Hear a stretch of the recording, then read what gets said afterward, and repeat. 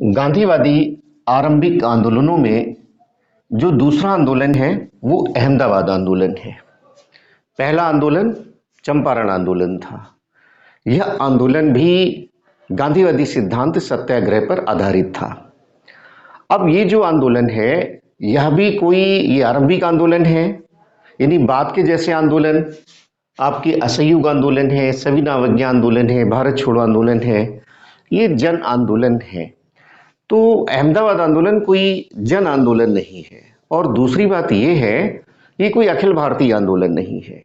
ऐसा नहीं कि पूरे भारत से जुड़ा हुआ है, ऐसा मुद्दा नहीं है इसमें। जैसे आपने चंपारण आंदोलन को देखा, चंपारण आंदोलन एक स्थानीय आंदोलन था, वैसे ही अहमदाबाद आंदोलन एक स्थानीय आंदोलन है।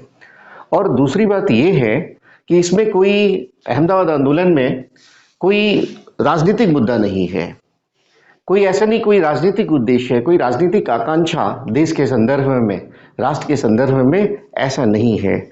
आर्थिक मुद्दों से जुड़ा हुआ है। जैसे चंपारण में आपने देखा राजस्व से जुड़ा हुआ है, तो यहाँ भी जो मिल मजदूर हैं उनके वेतन से जुड़ा हुआ है, उनके बोनस से जुड़ा हुआ है। और एक बात और आप ऐसा समझ सकते हैं कि जो चंपारण आंदोलन है, अहमदाबाद आंदोलन है, दोनों आर्थिक मुद्दों पर आधारित हैं, दोनों स्थानीय स्तर पर आंदोलन है। अंतर क्या है कि जो चंपारण आंदोलन है वो किसानों का आंदोलन था और जो आपका अहमदाबाद आंदोलन है वो मिल मजदूरों से जुड़ा हुआ था। प्रारंभिक परीक्षाओं या वनडे एग्जाम्स के लिए ये ज़रूरी बातें होती हैं, इनको ध्यान में रखना है। अब ये जो आंदोलन है इसको थोड़ा सा समझना है।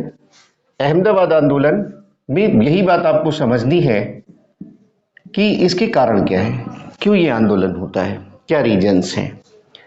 और जैसे ही गांधीवादी आंदोलन है, आंदोलन में गांधी जी की भूमिका क्या है, इसको समझना है। गांधी जी की भूमिका।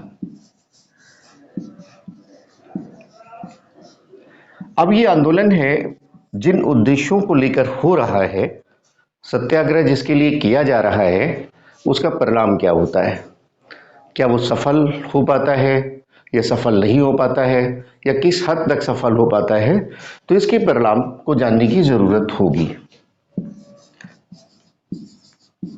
और वैसे भी आप जानते हैं कि आरंभिक आंदोलन जो भी है वो सफल थे।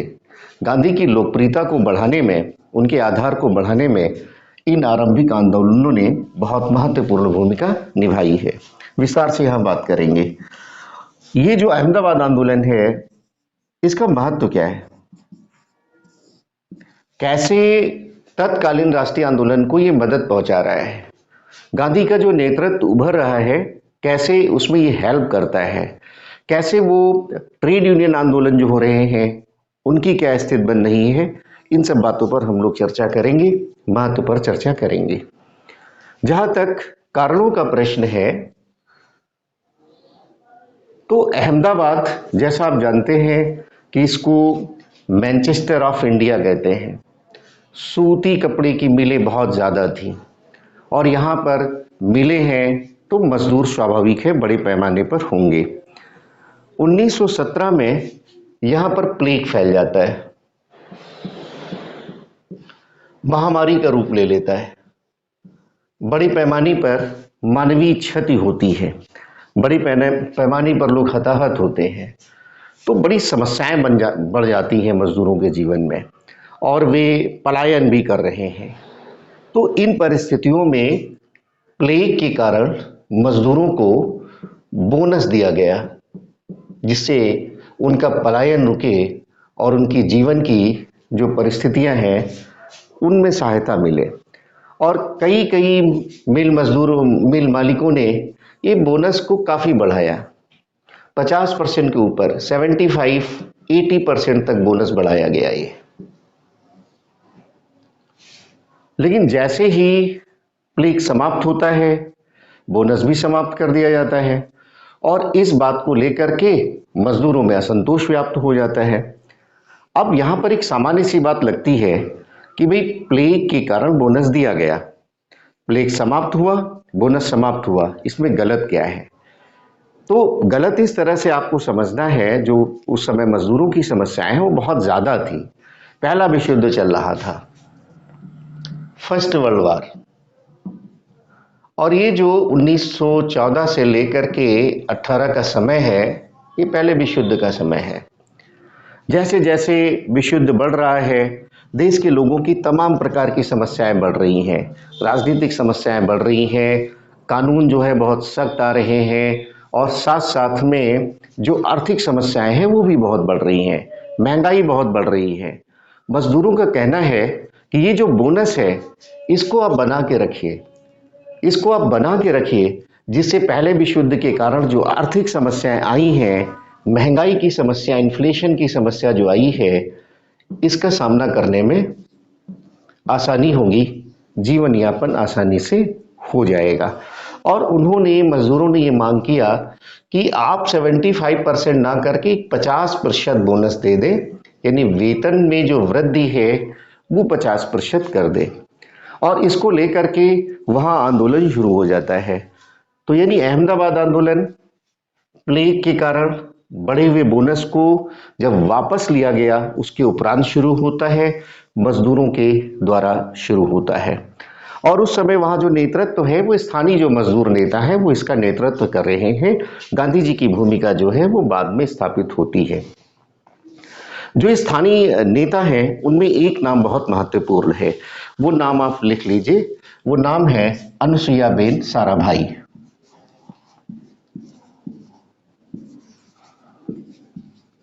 साराभाई,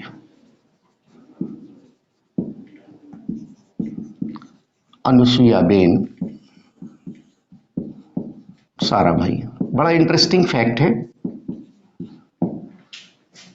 अनुसुईयाबेन साराभाई इस आंदोलन का नेतृत्व कर रही थी। बहुत पढ़ी लिखी महिला थी और ये लंदन स्कूल ऑफ इकोनॉमिक्स से ग्रेजुएट थी। और सबसे इंटरेस्टिंग फैक्ट क्या है कि उस समय एक जो प्रमुख मिल मालिक हैं और जो मिल मालिकों का एसोसिएशन है, उसके जो हेड हैं अंबालाल साराभाई, ये भी नाम आप नोट कर सकते हैं, अंबालाल साराभाई,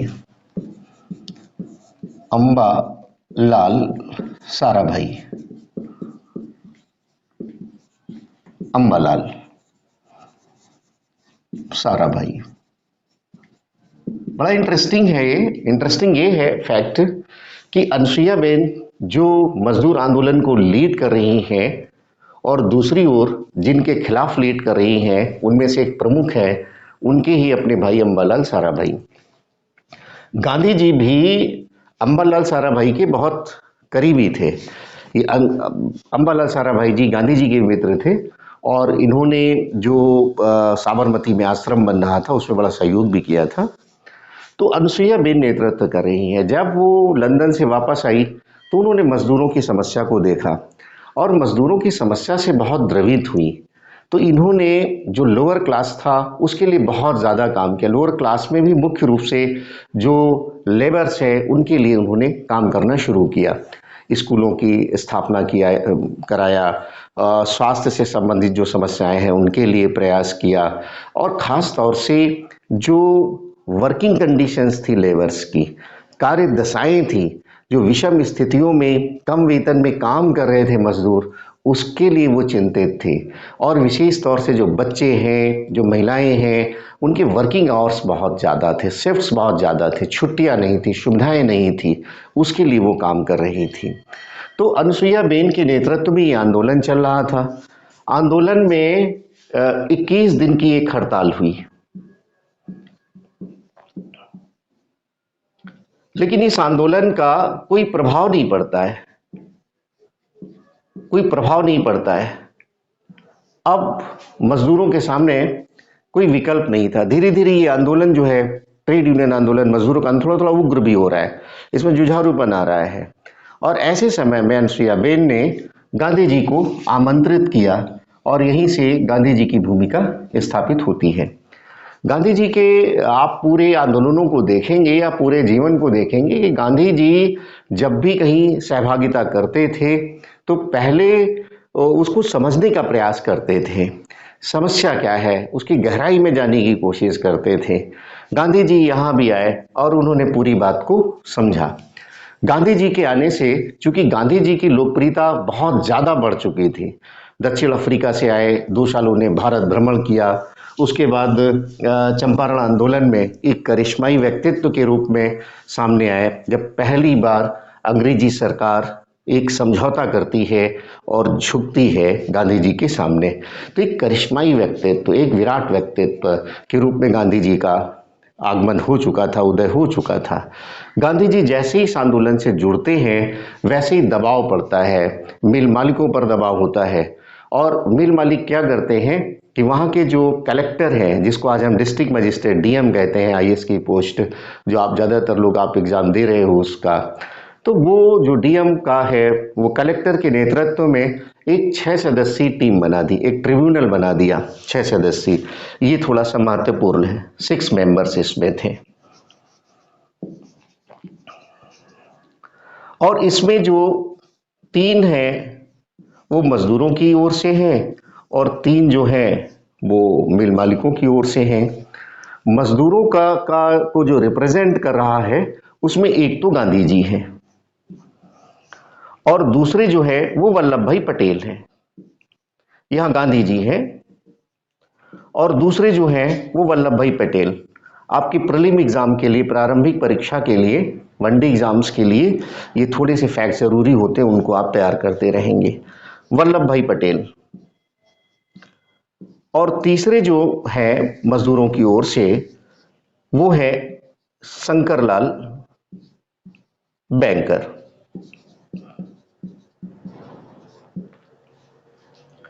ये जो ट्रिब्यूनल है, ये जो कमेटी है, ये विचार करती है और विचार करने के बाद ये डिसाइड करती है ये कमेटी कि 50% बोनस जो मांग है मजदूरों की, उससे ये एग्री नहीं होते हैं और 20% बोनस जो मिल मालिक है वो 20% बोनस के लिए एग्री होते हैं। इस कमेटी में डिसीजन होता है कि 20% बोनस देंगे। बहुत सारे जो मजदूर हैं उनमें एक आकर्षण पैदा हुआ, उससे जुड़ना चाहते थे, लेकिन ज़्यादातर मजदूरों ने इसको मानने से इनकार कर दिया। गांधी जी ने चूंकि पूरी समस्या को समझ लिया था, गांधी जी ने जो मिल मालिक है उनकी समस्याओं को भी समझा, उनकी आर्थिक परिस्थितियों को भी समझा, मजदूरों की भी समस्याओं को समझा। तो एक बीच का उन्होंने रास्ता निकाला कि ये मांग 35% कर दी जानी चाहिए। उन्होंने साबरमती आश्रम में जो मजदूरों की मीटिंग हुआ करती थी पर डे, उसमें उन्होंने पहले तो जो मजदूर हैं उनको एग्री कराया 35% पर, और इसके साथ साथ कुछ सत्याग्रह के पाठ भी पढ़ाए कि आपको उग्र बिल्कुल नहीं होना है, हिंसा का सहारा नहीं लेना है, दंगा फसाद नहीं करना है। तो इस तरह से जो सत्याग्रह की मूल बातें हैं वो गांधी जी ने उनको समझाया। ये बिल्कुल हिदायत दे दी गई कि अगर आप हड़ताल करेंगे, तालाबंदी करेंगे, चूंकि आंदोलन में उग्रता आ रही है, 20% बोनस मानने को तैयार नहीं है, मजदूर उग्र होते जा रहे हैं, गांधी जी ने कहा कि अगर तालाबंदी होती है तो कोई दंगा फसाद नहीं होगा, कानूनों का उल्लंघन नहीं होगा। तो गांधी जी ने सत्याग्रह की मूल बातों के द्वारा मजदूरों को प्रशिक्षित किया और गांधी जी स्वयं इसके बाद अनशन पर बैठ जाते हैं, क्योंकि जैसे ही तालाबंदी शुरू होती है मजदूरों के द्वारा, तालाबंदी जब शुरू हो रही है, तालाबंदी जो है ये 22 फेब 1918 को शुरू हो जाती है। तो मजदूर जो है वो थोड़ा सा उग्र होने लगते हैं। गांधी जी ने देखा कि स्थितियां बहुत विषम हो रही है, तो उन्होंने भारतीय राष्ट्रीय आंदोलन में एक पहली बार नया प्रयोग किया। बहुत ही इंपॉर्टेंट पॉइंट है ये, इसको आप ध्यान में रखेंगे। आपसे पूछा जाता है कि पहली बार उपवास, फास्टिंग, अनशन गांधी जी ने किस आंदोलन में किया है? तो अहमदाबाद आंदोलन में। गांधी जी समस्त परिस्थितियों को समझने के बाद और आंदोलन को उग्र होने से बचाने के लिए, मिल मालिकों पर दबाव देने के लिए सत्याग्रह की नीति के तहत आक्रामक सत्याग्रह, यानी उन्होंने हड़ताल, तालाबंदी, उपवास, ये सब भारतीय राष्ट्रीय आंदोलन में पहली बार किया। और इसलिए किया कि मजदूरों पर भी नियंत्रण बना रहे और मिल मालिकों का भी हृदय परिवर्तन हो, क्योंकि गांधी जी सत्य अहिंसा पर आधारित आंदोलन सत्याग्रह चला रहे थे और अगर उनको मांगे ये सत्य लग रही हैं तो इसकी आत्मानुभूति मिल मालिकों को भी होना चाहिए। तो गांधी जी ने क्या किया कि उस समस्त परिस्थिति में अनशन शुरू कर दिया, फास्टिंग शुरू कर दी, उपवास शुरू कर दिया। और ये भारतीय राष्ट्रीय आंदोलन में पहली बार हुआ। आगे आप देखेंगे कि जब भी स्थितियां कंट्रोल से बाहर होती थी तो गांधी जी ने इस हथियार का, उपवास के हथियार का बाद के आंदोलन में बखूबी इस्तेमाल किया, ये आप देखेंगे। और उसी का प्रभाव आज आप वर्तमान में भी देखते हैं कि अक्सर लोग अपनी मांगों के लिए अनशन पे बैठ जाते हैं, उपवास पे बैठ जाते हैं। वो गांधीवादी राजनीतिक तरीकों का ही प्रभाव वर्तमान में आपको दिखाई पड़ता है। अब यहाँ पर ये बात आपको ध्यान में रखना है कि ये जो अनशन है, उपवास है, ये भारत में पहली बार तो गांधी जी ने अहमदाबाद आंदोलन में इसका प्रयोग किया, लेकिन वास्तव में उपवास का जो राजनीतिक अस्त्र है गांधी जी दक्षिण अफ्रीका में कर चुके थे।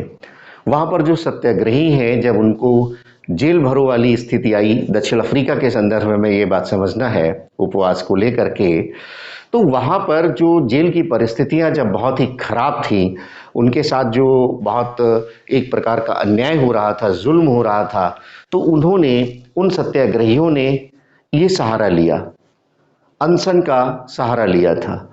और उसके बाद गांधी जी का जो पहला अनशन था वो भारत में तो अहमदाबाद आंदोलन, मैं 2-3 बार स्पष्ट कर चुका हूँ, इसलिए कि ये बात दिमाग में बैठे, लेकिन गांधी जी ने इसका वहाँ पहले प्रयोग किया था। जैसे उन्होंने एक फार्म बनवाया था टॉलस्टॉय,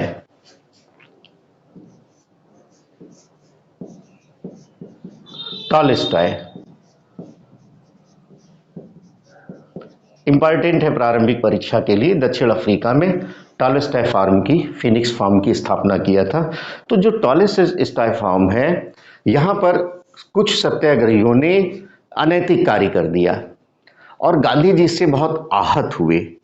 आहत होकर के उन्होंने सत्याग्रहियों को, जिन्होंने अनैतिक कार्य किया था, उनको सजा नहीं दी, बल्कि वो उपवास पर बैठ गए। और पहली बार उन्होंने उपवास का इस तरह से इस्तेमाल किया अपने जीवन में, अनशन का इस्तेमाल किया। और उन्होंने कहा कि सत्याग्रही चूंकि मेरे ही नेतृत्व में काम कर रहे हैं, अगर उनसे कोई अनैतिक कार्य होता है, अपराध होता है, कोई गलत कार्य करते हैं, तो नैतिक जिम्मेदारी हमारी है, हम स्वयं को कष्ट देंगे। और इतना ज़्यादा प्रभाव पड़ता है गांधी जी का। बड़ा इंटरेस्टिंग क्या है कि अपराध कौन करता है उसको सज़ा नहीं है, सज़ा स्वयं गांधी जी आपको दे रहे हैं, अपने आप को दे रहे हैं, कि उसके बाद उस फार्म में कभी कोई अनैतिक कार्य, कभी कोई गड़बड़ी नहीं हुई। तो अनशन का पहली बार गांधी जी ने यहाँ प्रयोग किया और उसके बाद जो भारत में है वो गांधी जी ने अहमदाबाद आंदोलन में किया। गांधी जी ने जैसे ही अनशन प्रारंभ किया, इसका प्रभाव बहुत व्यापक हो जाता है। तुरंत ही मिल मालिक, मिल एसोसिएशन, जो कपड़ों की मिलें थी, उनका जो संगठन है, वो गांधी जी की मांगों को, मजदूरों की मांगों को मानना स्वीकार कर लेता है।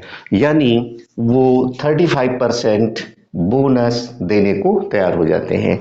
तो ये गांधीवादी आंदोलन में जो अहमदाबाद आंदोलन है उसमें गांधी की भूमिका पर है। परिणाम, यानी परिणाम आपने देखा ही है कि जिस उद्देश्य को लेकर के गांधी जी ने यह सत्याग्रह किया है, जिस उद्देश्य को लेकर के ये आंदोलन किया है, वह अपने लक्ष्य में सफल हो जाता है। अब इसके बाद हम लोग बात करेंगे इसके महत्व के बारे में। महत्व के बारे में, जैसे अहमदाबाद आंदोलन का जो महत्व है, ये अपने आप में ये महत्वपूर्ण है कि ये सत्याग्रह पर आधारित गांधी जो दर्शन है, गांधीवादी जो दर्शन है, वो सत्याग्रह का दर्शन है, सत्य अहिंसा पर आधारित आंदोलन है। और बाद में इसी के बाई प्रोडक्ट हैं असहयोग और सविनय अवज्ञा, सिविल डिसओबीडियंस, नॉन कॉपरेशन, इसी के बाई प्रोडक्ट है। तो पूरा का पूरा जो गांधीवादी आंदोलन है वो सत्याग्रह पर सिद्धांत आधारित है। अहमदाबाद आंदोलन सत्याग्रह पर आधारित दूसरा सफल आंदोलन था।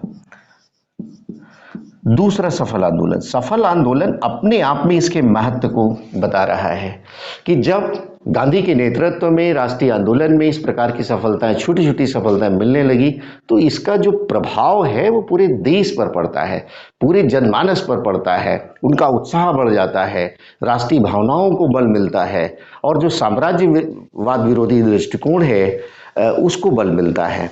तो ये बहुत सफल आंदोलन था, इसने राष्ट्रीय चेतना के विकास में बड़ी भूमिका निभाई।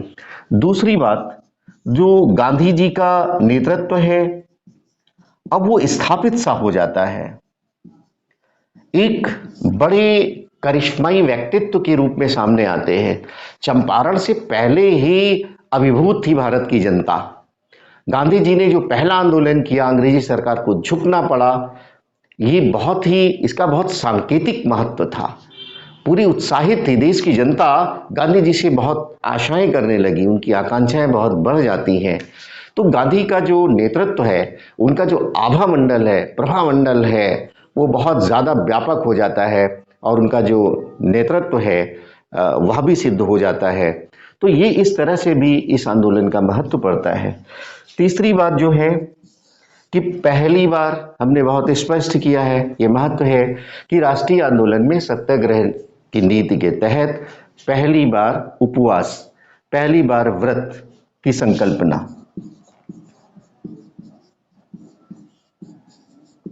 उपवास व्रत, और ये इतना प्रभावी हुआ उस आंदोलन में कि एक कम्युनिस्ट लीडर थे। जैसे आप जानते हैं कि ट्रेड यूनियन जो मूवमेंट है, मजदूरों के जो आंदोलन है, उसमें कम्युनिस्टों का बहुत प्रभाव हुआ करता था। तो एक कम्युनिस्ट जो लीडर है, यद्यपि वो ज़्यादातर गांधी जी के आलोचक थे, लेकिन एक कम्युनिस्ट लीडर है नंबूद्रिपाद, आप नाम लिख सकते हैं नंबूद्रिपाद।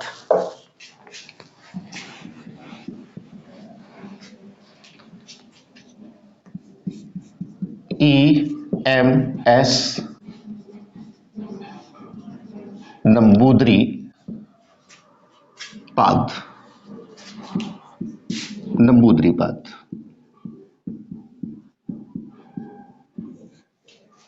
इन्होंने कहा कि ये जो उपवास का अस्त्र है ये बड़ा कारगर हुआ। यानी जो गांधी जी की आइडियोलॉजी में विरोधी लोग हैं वह भी इस अस्त्र की प्रशंसा करते हैं और कहते हैं ये ऐसा अस्त्र है, ऐसा हथियार है, ये बड़ा प्रभावी हो जाता है।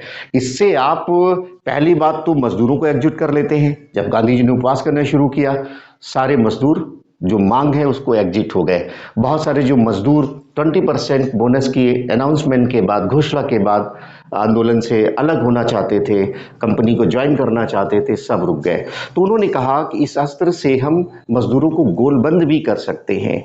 और इसके साथ साथ जो उग्रता का तत्व है, मजदूर आंदोलन में क्या है, कम्युनिस्ट विचारधारा से प्रभावित थे, तो थोड़ा सा वहाँ कम्युनिस्ट आइडियोलॉजी में जो जैसे वर्ग संघर्ष की बात होती है, क्लास स्ट्रगल की बात होती है, तो थोड़ा जुझारूपन आ जाता है, थोड़ा उसमें उग्रता का तत्व आ जाता है।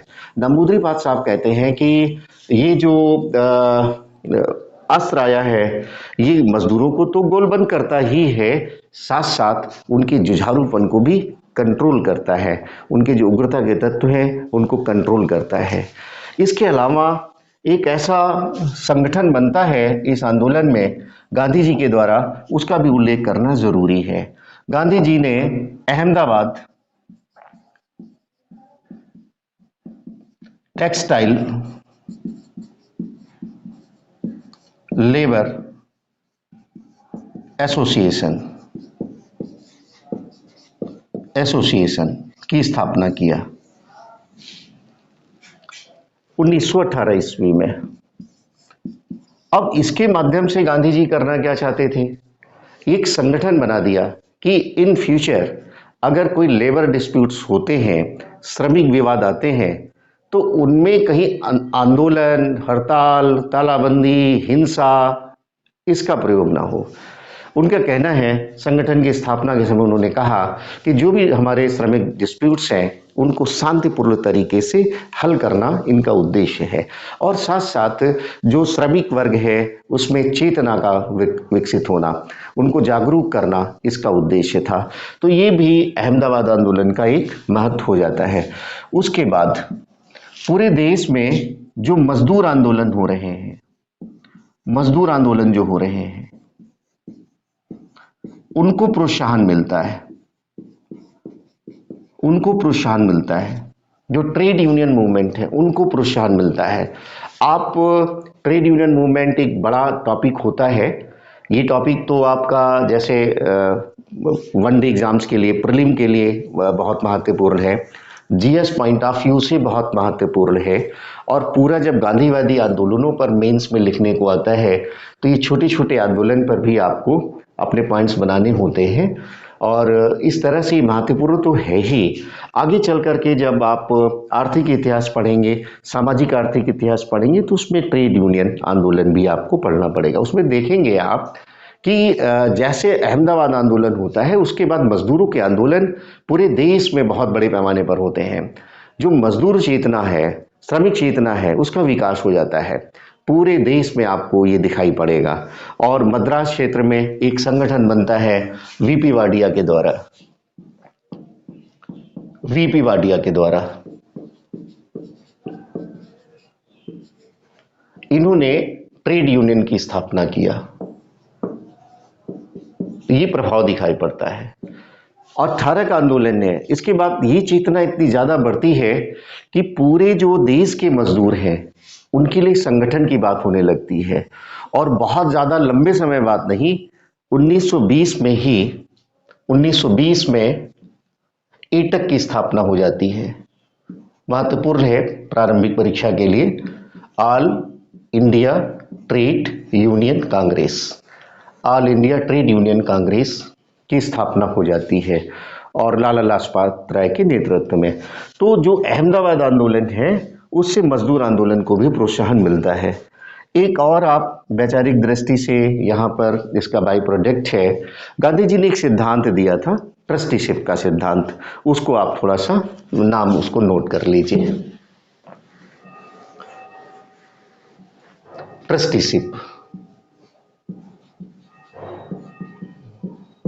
आर्थिक सिद्धांतों में आप पढ़ेंगे गांधी जी का।